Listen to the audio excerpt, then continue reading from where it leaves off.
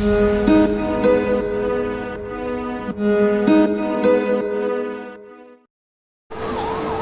to this lecture on gravitation.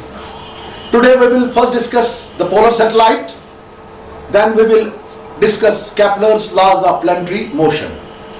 In our previous lecture, we studied about the geostationary satellite, and I have told you in that lecture, geostationary satellite was that satellite which was revolving around the Earth in an orbit which was concentric and coplanar with the equatorial plane of Earth.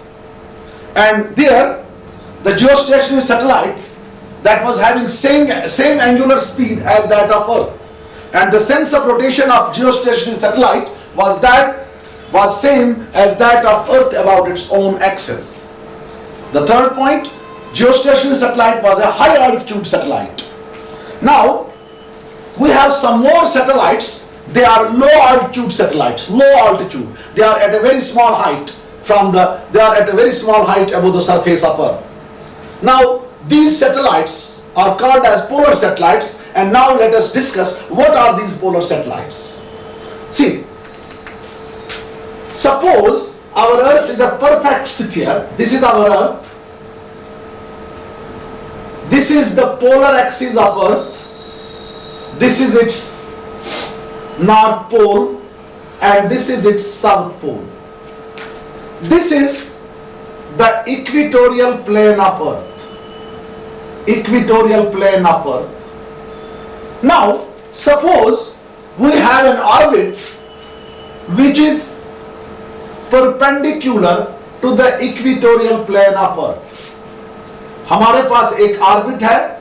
That orbit is perpendicular to the equatorial plane of Earth. This orbit, ये orbit जो है ये यहां पर इस equatorial plane को perpendicular है. यहां पर देखो इक्वेटोरियल प्लेन को परपेंडिकुलर है. इस ऑर्बिट को हम कहते हैं पोलर ऑर्बिट. क्या कहेंगे इसको? Polar orbit. This orbit is called as polar orbit.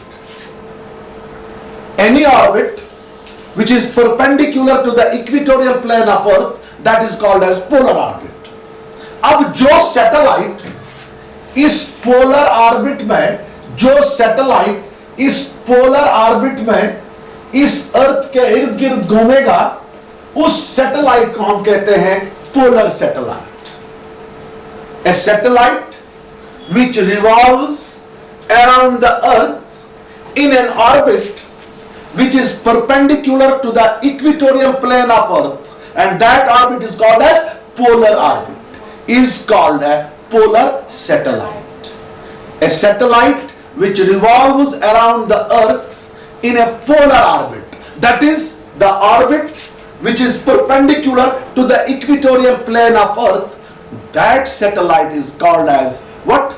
That satellite is called as polar satellite. वो satellite जो अर्थ के इर्द गिर्द घूमेगा एक उस ऑर्बिट में, जो ऑर्बिट इक्वेटोरियल प्लेन को परपेंडिकुलर होगा, उस ऑर्बिट को हम कहते हैं पोलर ऑर्बिट. तो उस सैटेलाइट को हम नाम कह देते हैं क्या? Polar satellite. क्या कहते हैं उसको? Polar satellite. ये पोलर सैटेलाइट जो होता है, it is a low altitude satellite. It is a low altitude satellite means it is at a very small height above the surface of Earth, about 500 to 800 kilometers.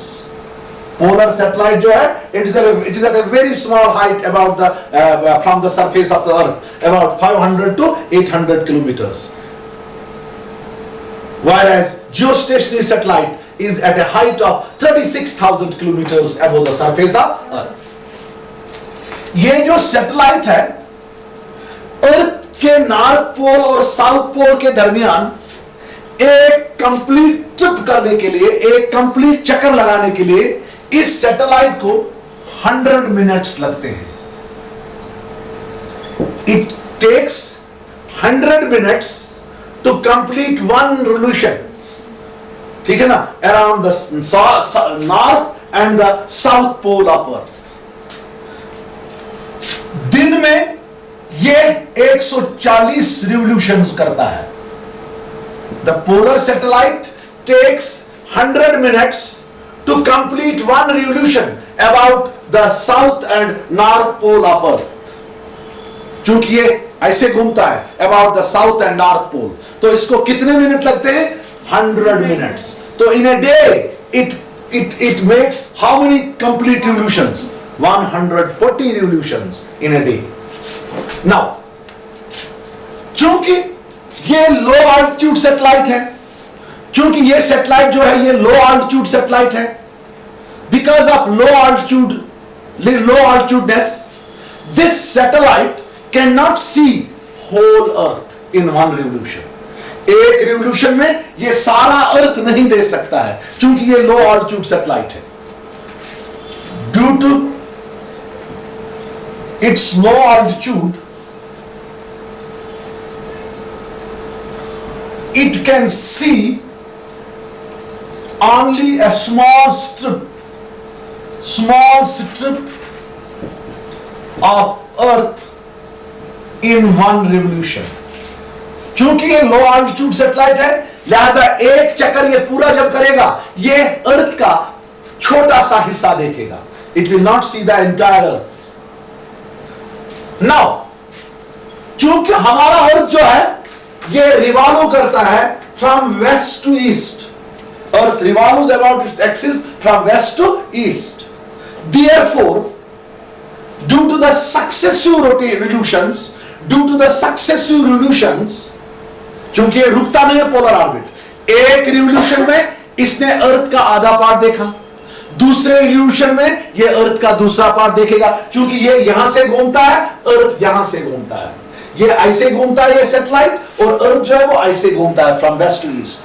लिहाजा due to the rotation of earth from west to east, the polar satellite, due to its successive revolutions, can view the whole earth strip by strip। पहले आधा strip अर्थ का आधा हिस्सा देखा, उसके बाद एक और आधा हिस्सा देखा, उसके बाद और आधा हिस्सा देखा। ठीक है ना। तीसरा point, due to rotation of earth from west to east, the polar satellite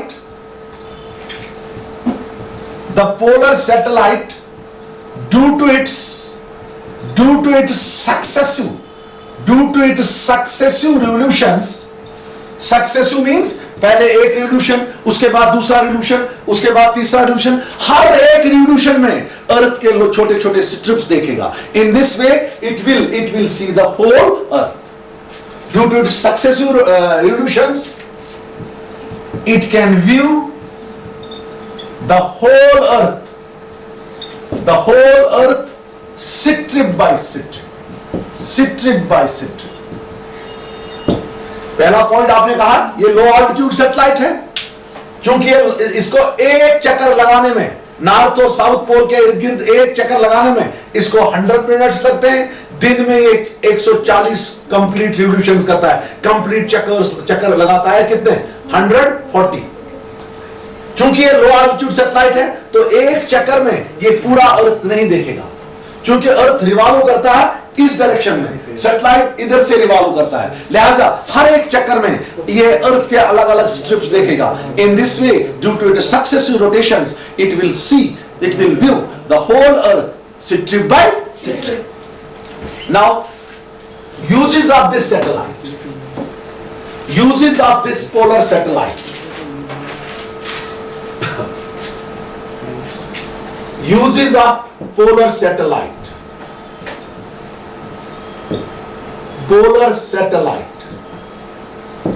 पहला यूज फॉर वेदर मॉनिटरिंग, ये वेदर को मॉनिटर कर सकता है। इससे हम देखते हैं कल क्या होगा, परसों क्या होगा, कैसा वेदर होगा। This can work for weather monitoring. Number second, environmental monitoring, इससे हम एनवायरमेंट भी मॉनिटर कर सकते हैं। पोलर सैटेलाइट से हम वेदर भी मॉनिटर कर सकते हैं, एनवायरमेंट भी मॉनिटर कर सकते हैं। नंबर थर्ड, यहां देखो स्पेइंग, SPYING, स्पेइंग वर्क फॉर मिलिट्री। सिपेइंग मतलब क्या होगा यहां पर? सिपेइंग वर्क फॉर मिलिट्री। सिपेइंग मतलब दुश्मन से, दुश्मन की इंफॉर्मेशन सीक्रेटली हासिल करना। ये सैटेलाइट जो है, इससे हम अपने दुश्मन मुल्क की इंफॉर्मेशन सीक्रेटली हासिल कर सकते हैं। For that purpose we also use these polar satellites. These polar satellites are used for spying work for military. Spying means to get the information of the enemy secretly. Number 4, remote sensing. ये satellite जो है, इसको हम remote sensing में use कर सकते हैं to take the photographs of the earth. Number 4, for studying the topology of Mars, Venus etcetera. उनकी टोपोलॉजी हम देख सकते हैं किस सैटेलाइट से? पोलर सैटेलाइट से। These were the uses of this polar satellite. I hope you understand this polar satellite. Now, let us move ahead.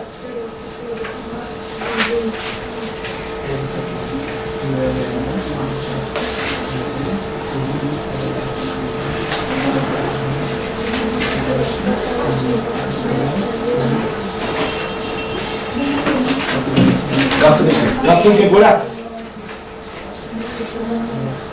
बस gravitation मगले सबस मगले ग्रेविटेशन। तो कल ये चैप्टर खत्म होगा, 3 दिन में इसको न्यूमेरिकल्स में कराऊंगा। 3 दिन के लिए 3 दिन में इसके मैं न्यूमेरिकल्स कराऊंगा। मंडे को खत्म हो जाएगा, ट्यूसडे, वेडनेसडे, थर्सडे, फ्राइडे को मैं नया चैप्टर उठाऊंगा। ठीक है, वेव्स एंड ऑसिलेशंस। चलिए अब हम पढ़ेंगे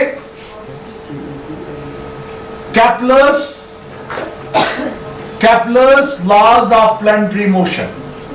Kepler's laws of planetary motion. Kepler's laws of planetary motion. Kepler's laws of planetary motion. देखो बच्चों, कैसे पढ़ेंगे हम Kepler's laws of planetary motion? Planetary motion means motion of planets around the sun. Motion of planets around the sun. While studying the motion of planets around the sun, Kepler was a physicist. He formulated 3 laws, and these 3 laws were named after his name, and they were called as Kepler's laws of planetary motion. जब Kepler ने planetary motion पढ़ी, motion of planets around the sun, he formulated 3 laws, and these laws were named as Kepler's laws of planetary motion. Let us discuss these laws one by one. The first law was called Kepler's first law. Kepler's first law, या इसको दूसरा नाम दिया गया था law of orbits. Law of orbits. Kepler's first law, या इसको हम क्या कहते हैं? Law of orbits. इस लॉ में केपलर ने क्या कहा?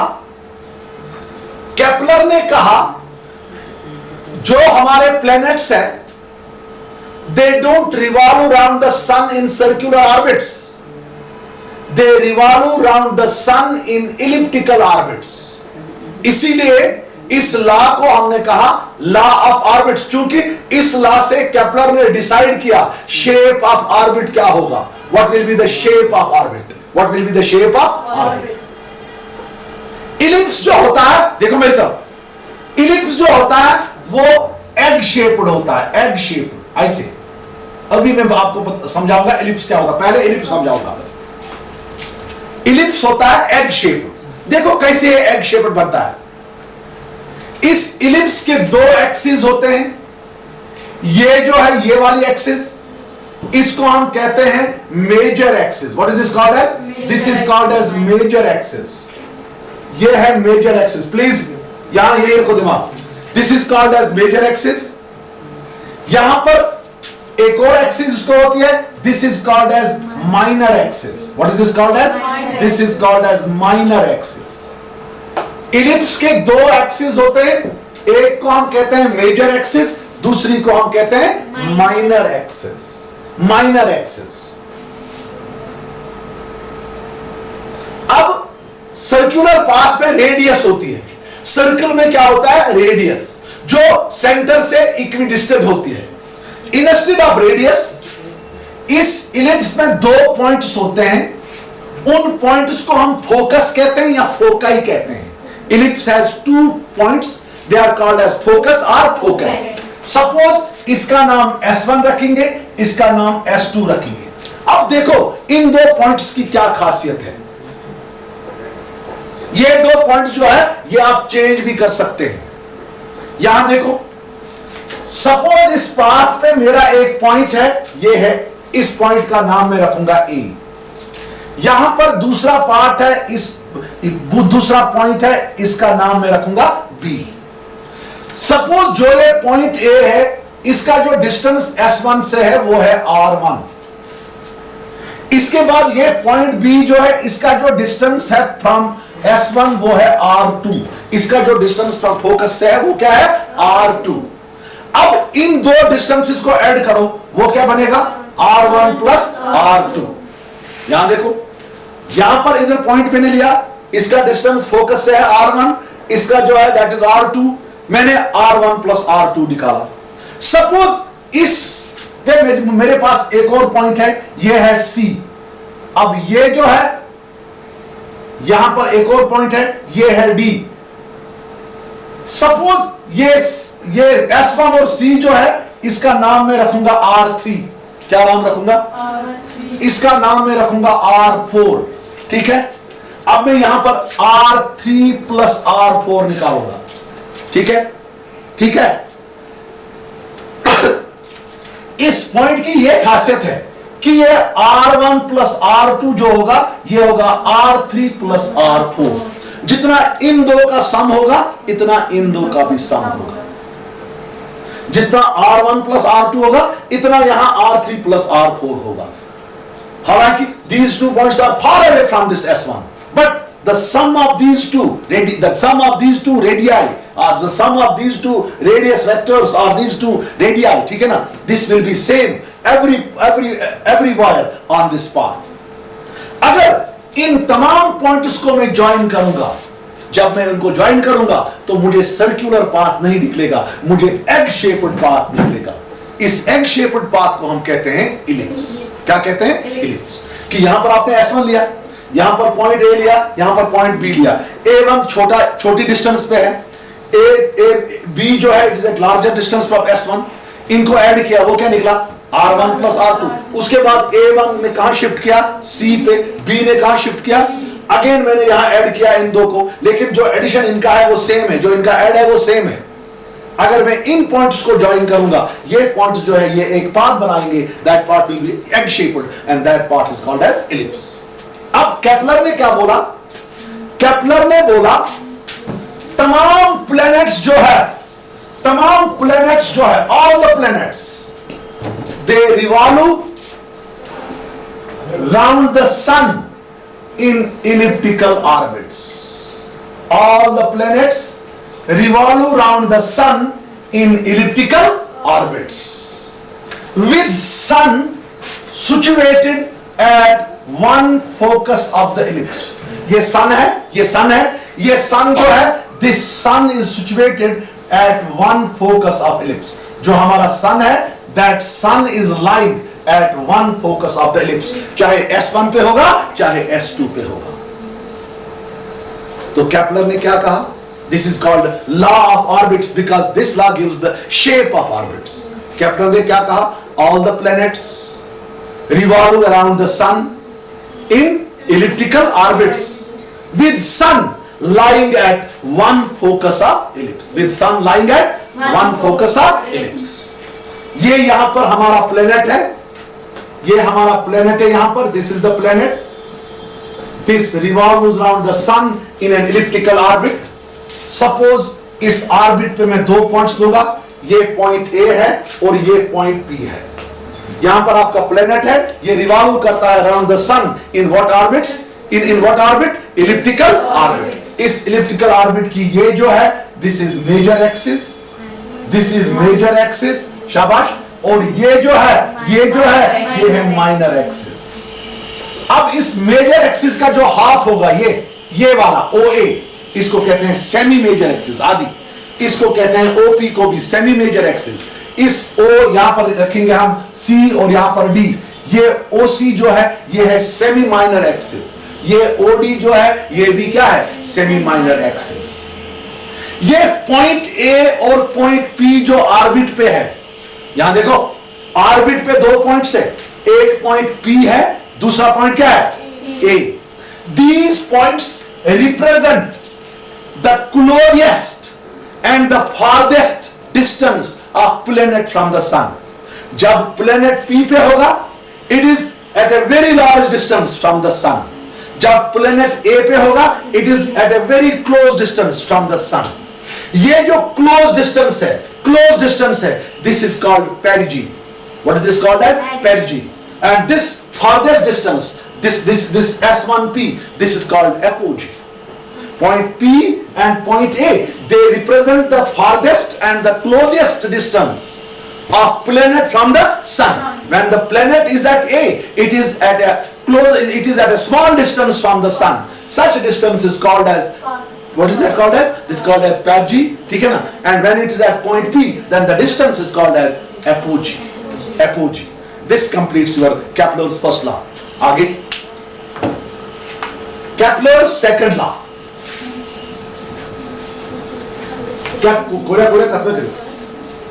Kepler's second law, उसको कहते हैं हम लॉ ऑफ एरियाज। देखो जी,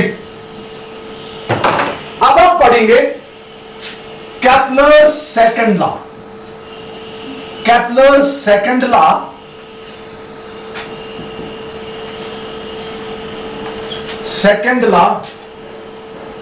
या हम इसको कहते हैं बच्चों लॉ ऑफ एरियाज। पहला लॉ उसको हम क्या कहते थे शाबाश, law of orbits, because that law gives the shape of orbit of planet around the sun. Now we will study law of areas. Law of areas या इसको कहते हैं Kepler's सेकंड लॉ, या क्या कहेंगे, law of areas. Law of areas. देखो आपको पता है जो आपका प्लेनेट है वो रिवॉल्व करता है around the sun in an elliptical orbit with sun lying at one focus of the ellipse. So this is sun. आपको पता है जो आपका प्लेनेट है वो रिवॉल्व करता है around the sun in what orbit, in elliptical orbit with sun lying at one focus of ellipse. ये देखो सन जो है वो लाई करता है at one focus of ellipse. Suppose sun यहां लाई करता है, ठीक है बच्चा। सपोज यहां पर मेरा प्लेनेट पॉइंट P है, पॉइंट P पे मेरा प्लेनेट है। सपोज मेरा प्लेनेट कहां पर है, पॉइंट P पे। कहां पर है, पॉइंट P पे। चूंकि ये प्लेनेट एक ही जगह नहीं है, this planet is revolving around the sun. Suppose in say time T ये मेरा प्लेनेट जो है ये पहुंचा पॉइंट, यहां इसको P पे नहीं कहेंगे, A लेंगे ये पॉइंट, ये लेंगे B। इन टाइम T मेरा प्लेनेट जो है ये पहुंचा पॉइंट B पे, ठीक है। अब पॉइंट A से पॉइंट B पे जाने में इसने क्या किया, देखो ये लाइन जो है जिसने प्लेनेट को किसके साथ ज्वाइन किया, सन के साथ, या ये लाइन जो है जिसने सन को किसके साथ कनेक्ट किया, प्लेनेट के साथ। ये है पोजीशन वेक्टर ऑफ प्लेनेट, या हम इसको कहते हैं रेडियस वेक्टर। इसको हम R से डिनोट करते हैं। What is this R? This is the radius vector और this is the position vector of planet with respect to sun. और हम ऐसे कहेंगे line joining sun with the planet. Now time T में जो हमारा ये प्लेनेट है ये चला फ्रॉम A टू B। अब जो हमारा ये रेडियस वेक्टर है, ये लाइन जिसने सन को किसके साथ कनेक्ट किया, प्लेनेट के साथ, ये अब पहले SA पे थी, अब कहां पहुंची, SB पे। तो इसने कितना एरिया स्वीप किया, कितना एरिया ये लाइन चली, जरा मुझे बता कितना एरिया ये लाइन चली, कितना एरिया इस टाइम T में इस लाइन ने इस पोजीशन वेक्टर ने कवर किया, पहले यहां पर था प्लेनेट, अब कहां पहुंचा? बी पे। तो टाइम टी में ये प्लेनेट ए से बी तक गया, जो पोजीशन वेक्टर है इसने स्वीप किया ये area S A B shaded portion. पहले पोजीशन वेक्टर यहां था, अब पोजीशन वेक्टर यहां पहुंच गया, ठीक है ना। तो what is the area? What is the area which is swept out by this position vector in time T? That area will be area of the triangular region S A B. क्योंकि ये planet रुकेगा नहीं। Suppose in time T, suppose कुछ time गुजरने के बाद ये planet सी पे पहुंचा, उसके बाद ये डी पे पहुंचा यहां पर। सपोज जब ये सी से डी तक चला, जब ये सी से डी तक चला, सपोज इसको उतना ही टाइम लगा जितना इसको ए से बी तक था। अब जो सी है उस वक्त इसका पोजीशन वेक्टर क्या है? S C. अब डी पे पोजीशन वेक्टर क्या है? S D. तो यहां पर पोजीशन वेक्टर ने ये एरिया डिस्क्राइब किया। कौन सा एरिया डिस्क्राइब किया? S C D. यहां पर कौन सा एरिया डिस्क्राइब किया? S A B. जितना यहां से यहां तक टाइम लगा उतना ही टाइम लगा यहां से यहां तक। केपलर ने क्या बताया? केपलर ने बताया ये जो लाइन ओ ए है जिसने सन को किसके साथ कनेक्ट किया? प्लेनेट के साथ, यानी radius vector of planet with respect to sun. It sweeps out equal areas in equal intervals of time. यानी जो as per Kepler second law, जो एरिया एस ए बी होगा ये होगा बराबर area S C D. Kepler ने क्या कहा सेकंड लॉ में? उसने कहा the radius vector of planet with respect to sun or the line joining sun with the planet sweeps out, covers equal areas in equal intervals of time। जितना इसको time लगा ए से बी तक, अगर इसको इतना ही टाइम लगा होगा सी से डी तक, तब जो एरिया एस ए बी इस रेडियस वेक्टर ने कवर किया, स्वीप किया, उतना ही होगा। कितना शाबाश? कि उतना ही होगा किसका एरिया? एस। हम ऐसे बोलेंगे let a planet moves from point A to B in time T and then moves from point C to D in the same time T. Therefore, as per Kepler's second law, area SAB is equal to area शाबाश area SCD। तो यहां पर ये पढ़ा आपने कि एक line जो सन को किसके साथ कनेक्ट करेगी? प्लेनेट के साथ, यानी radius vector of planet with respect to sun. इसने कवर किया, इसने स्वीप किया equal areas in equal intervals of time. देखो जी, जब प्लेनेट नियर टू सन है, नियर टू सन, यहां पर ये प्लेनेट दूर है सन से, यहां पर ये प्लेनेट सन के साथ, सन के नजदीक है, यहां पर इसने लार्जर डिस्टेंस कवर की इन से टाइम टी, यहां पर इसने स्मॉल डिस्टेंस कवर की इन द सेम टाइम। जब प्लेनेट सन के करीब है तो इसने से टाइम टी में कितनी डिस्टेंस कवर की? C D. तो इसी टाइम में जब ये यहां पर था इसने कितनी डिस्टेंस कवर की? A B. यहां पर डिस्टेंस कम है, यहां पर डिस्टेंस क्या है? ज्यादा। When the planet is near the sun, it covers larger distance, and when it is farther from the sun, it covers small distance in the same time। चूंकि speed बराबर है distance divide by time, time same है, यहां distance ज्यादा है, यहां distance क्या है? कम। इसका मतलब है यहां जो वेलोसिटी प्लेनेट की होगी वो ज्यादा होगी, यहां पर जो वेलोसिटी प्लेनेट की होगी वो कम होगी। It means that the planet will move with larger velocity when it is near the sun, and it will move with smaller velocity when it is farther from the sun, in order that these two areas are equal।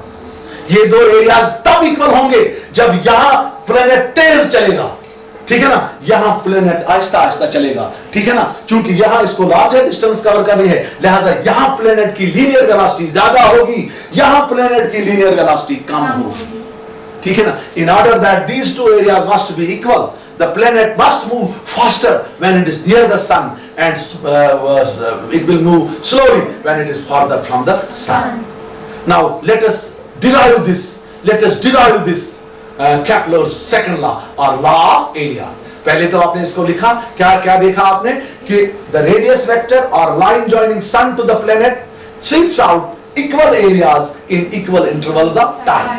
ठीक है ना? This was its statement. या इसको हम ऐसे भी कह सकते हैं कि चूंकि इसने कवर किया equal areas in equal intervals of time, या हम इसको दूसरी सूरत में कहेंगे the area covered by the radius vector पर unit time is constant. Area covered by the radius vector पर यूनिट टाइम इज कांस्टेंट, यानी जो इस प्लेनेट की एरियल वेलोसिटी होगी वो कांस्टेंट होगी। Let us prove this Kepler second law.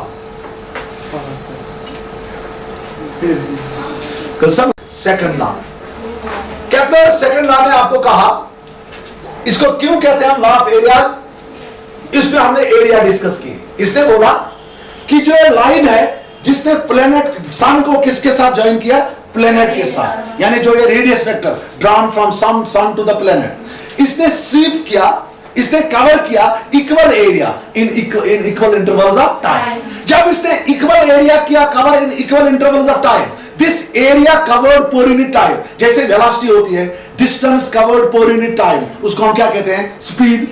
Displacement covered पर यूनिट टाइम, उसको क्या कहते हैं, वेलोसिटी। एरिया कवर्ड पर यूनिट टाइम, उसको भी वेलोसिटी कहते हैं, उसको हम कहते हैं एरिया वेलोसिटी, एरियल वेलोसिटी क्या कहते हैं। तो यहां पर जो पोजीशन वेक्टर है, यहां पर जो रेडियस वेक्टर है, ये स्वीप करता है equal areas in equal intervals of time. इसका मतलब है एरिया कवर्ड पर unit time is same. Area covered पर यूनिट टाइम क्या है, एरियल वेलोसिटी। इसका मतलब है जो इस प्लेनेट की एरियल वेलोसिटी होगी around the sun, that will be same. हमें यही प्रूव करना है कि areal velocity of planet around the sun is constant. क्योंकि आपने देखा equal areas in equal interval of time, यानी एरिया कवर्ड पर यूनिट टाइम हमेशा सेम है। इसका मतलब है हम प्रूव करेंगे कि इस प्लेनेट की जो एरियल वेलोसिटी होगी with respect to sun, that areal velocity is constant. See how will prove it.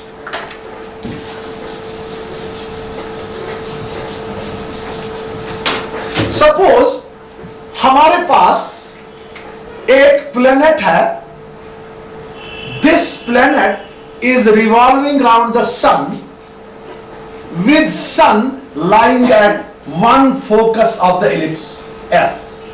यहां पर हमारे पास एक प्लेनेट है, this planet is revolving around the sun, this planet is revolving around the sun in an elliptical orbit with sun lying at one focus of the ellipse।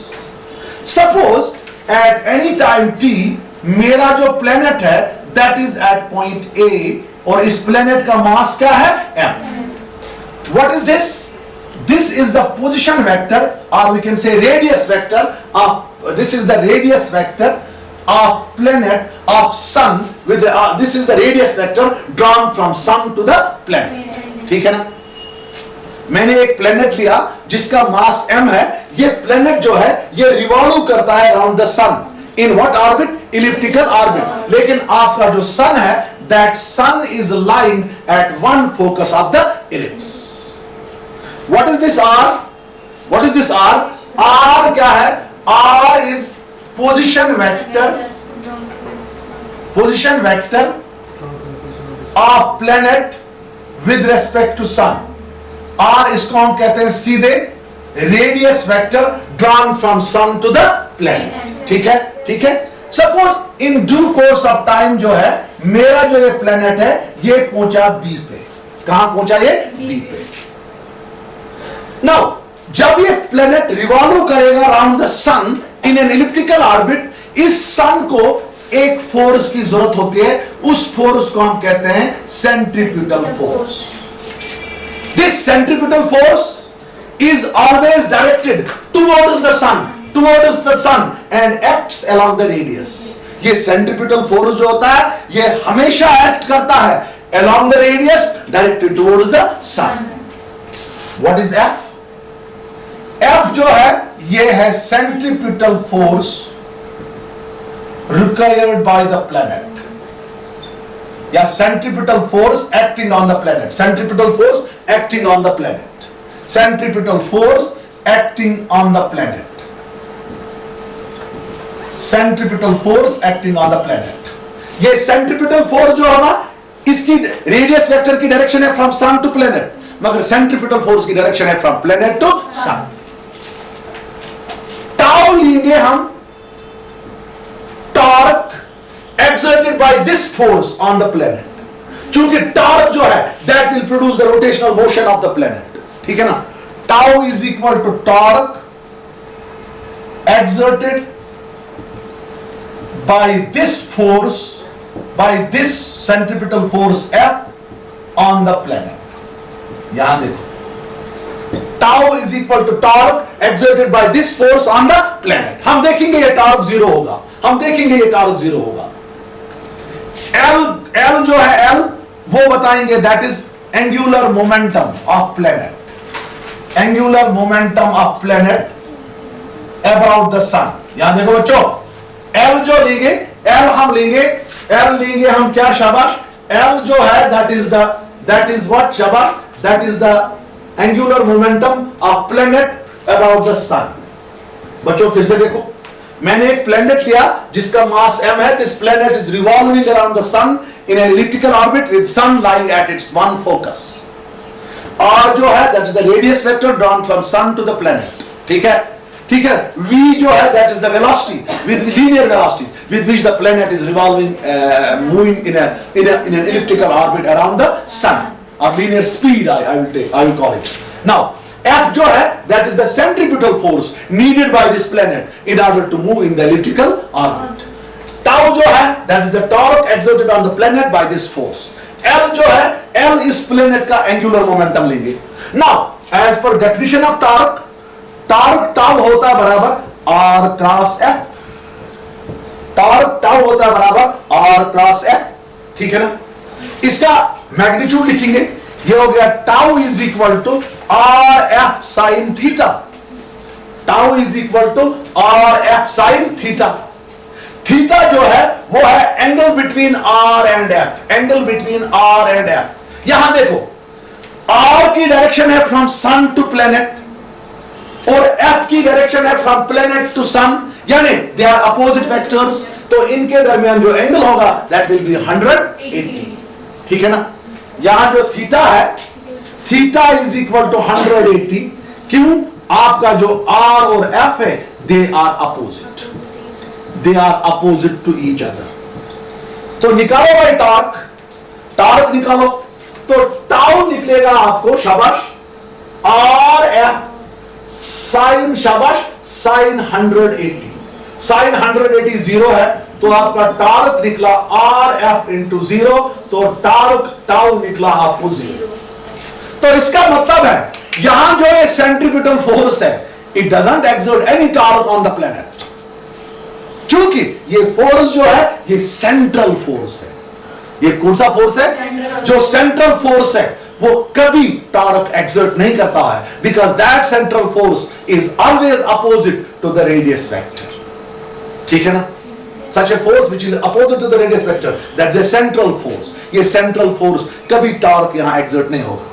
Now, as per rotational equivalent of Newton's second law of motion, हमने Newton second law of motion rotational motion में पढ़ा है। As per rotational equivalent of Newton second law of motion, ये torque tau होता है बराबर dL/dt। As per rotational equivalent of Newton second law of motion, tau किसके बराबर होता है? dL/dt, मगर टाउ किसके बराबर निकला? जीरो के बराबर। दिस एम्प्लॉइज, यहां पर क्या बनेगा शाबाश? यहां पर बनेगा आपको dL/dt is equal to zero. आपका dL/dt जो है वो किसके बराबर निकला? जीरो के बराबर। क्यों जीरो के बराबर निकला? क्योंकि जो टॉर्क प्लेनेट पे एक्ट होगी वो टॉर्क जीरो है। जब वो जीरो है तो आपको यहां पर ये निकला, क्या निकला आपको? dL/dt is equal to zero, यानी L जो है वो निकला आपको कांस्टेंट। ये भी याद रखना, जो एंगुलर मोमेंटम ऑफ प्लेनेट होगा when the planet moves in elliptical orbit, that angular momentum remains always constant. Angular momentum of a planet around the sun is always constant. Why it is constant? Because no torque acts on a planet. Now, suppose ये planet जो है इसको A से B तक जाने में जो time लगेगा वो डेल्टा T है, ठीक है ना। Let delta T is equal to time taken by the planet in moving from point A to B. Delta T जो है वो है time taken by the planet in moving from point A to B. ठीक है। जब ये point A से B तक चला, सपोज जो इसने सन के साथ एंगल डिस्क्राइब किया, उस एंगल को हम नाम रखेंगे delta T, delta theta. What is that angle? Delta theta. Delta theta is equal to angle described by the radius vector. यह रेडियस वेक्टर बनाता है जब रेडियस वेक्टर ए से जाता है बी तक। Delta theta is equal to angle described by the radius vector at the center, at the sun in time delta t। जो radius vector है, इसने सेंटर पे सन के साथ कितना एंगल बनाया जब इसने मूव किया from point A to B? कितना एंगल उसने बनाया? Delta theta. अब ए से बी तक जब प्लेनेट ए से बी तक जब गया, तब जो आपका ये रेडियस वेक्टर है, इसने इतना एरिया स्वीप किया, दिस एरिया। इस एरिया का नाम रखेंगे हम डेल्टा ए। क्या रखेंगे? What is delta A? This is the area swept out by the radius vector when the planet moves from A to B in time delta t. Delta A is equal to area swept out by the radius vector in time delta t. Delta A जो है that is the area जो इस radius vector ने swept किया, cover किया, जब ये ए से प्लेनेट कहां से गया? ए से बी तक गया।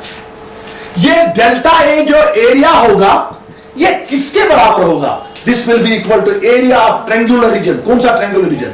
S A B. ये ट्रायंगुलर रीजन है। This delta A will be equal to area of triangular reason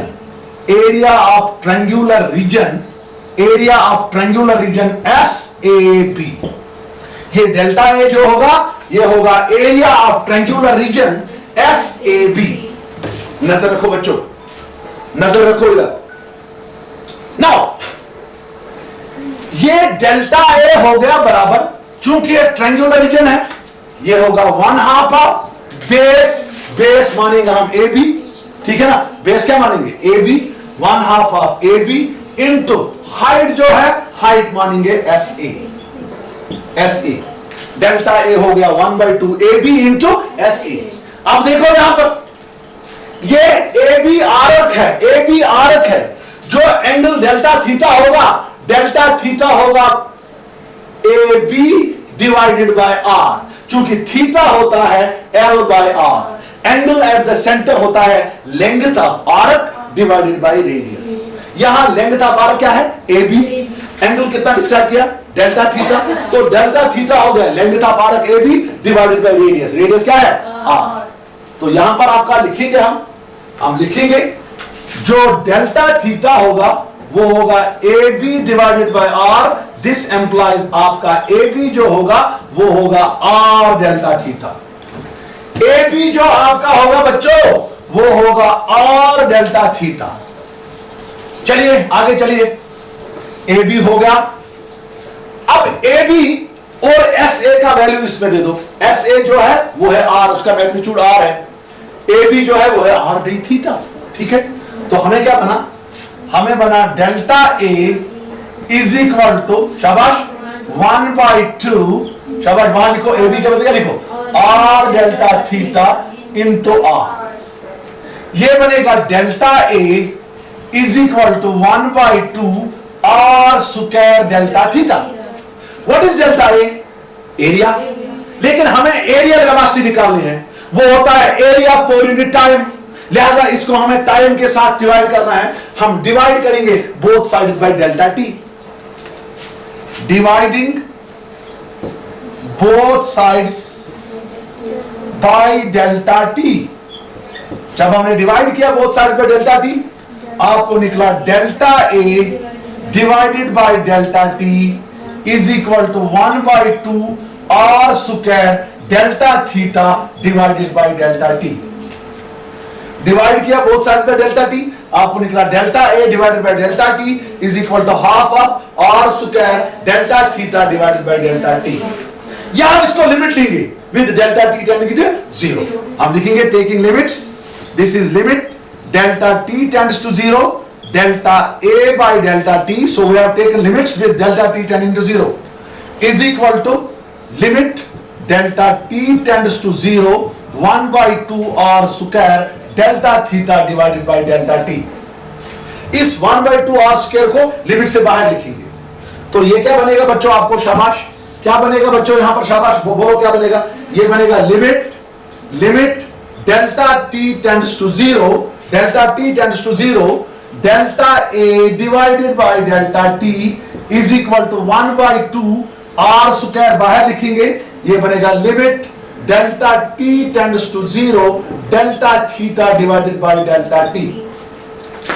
limit delta T tends to 0 delta A by delta T calculus में पढ़ा है, this is D A by D T.